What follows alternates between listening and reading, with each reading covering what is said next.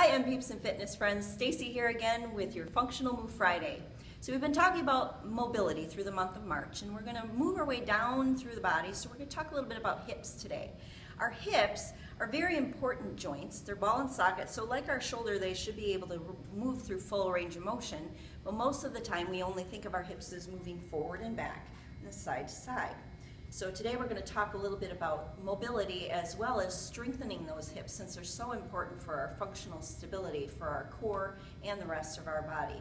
There are over 30 muscle attachments in your hips, your pelvis, and your sacrum alone. So you can tell it's an important junction to take care of. So today we're going to start out with some mobility exercises right here up against the wall, and they're going to benefit not only your hips but also your foot and ankle stability.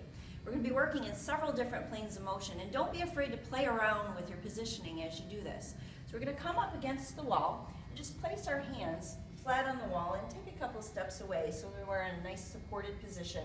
Our core is engaged. We're going to start out with one leg, and we're just going to bring our knee and drive it forward and back, forward and back. From here, we're going to take that same motion and move it side to side. So you're going to cross your midline, and you're going to feel some movement wanting to happen into this hip. So if you find that it's flopping all over the place, you know that you've got to work some stability on this side of the body. So ideally, you want this leg to move with just little movement here.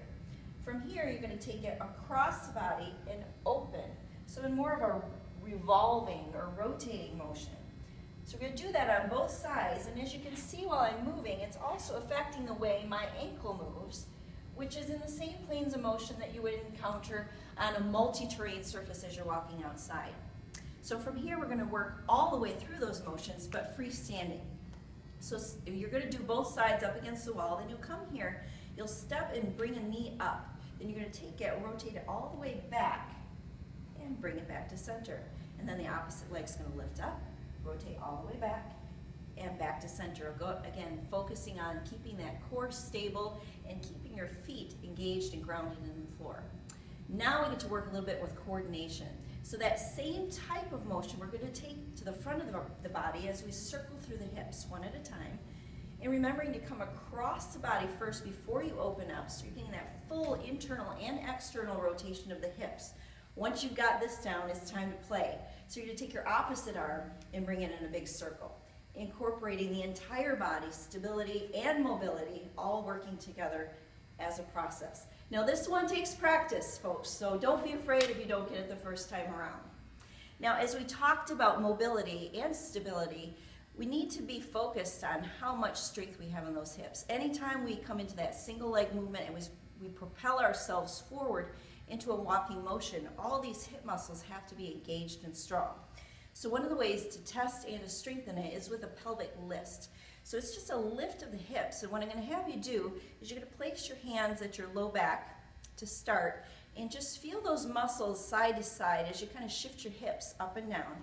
You'll feel these muscles right here engage. Now this is a normal compensation. We don't want those to be active. We want to actually activate the hips. So what we're going to do is we're going to bring our hand to the standing leg, the opposite hand to that back muscle. And you're going to bring your opposite leg off the floor without bending the knee.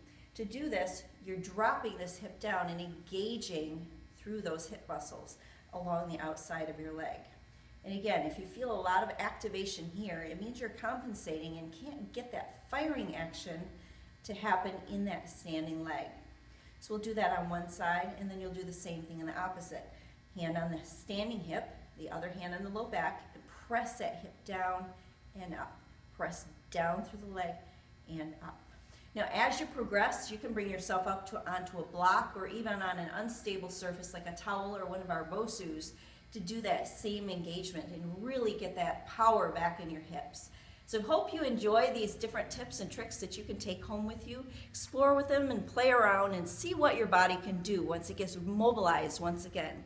So good to have you here with us, and we'll see you next time.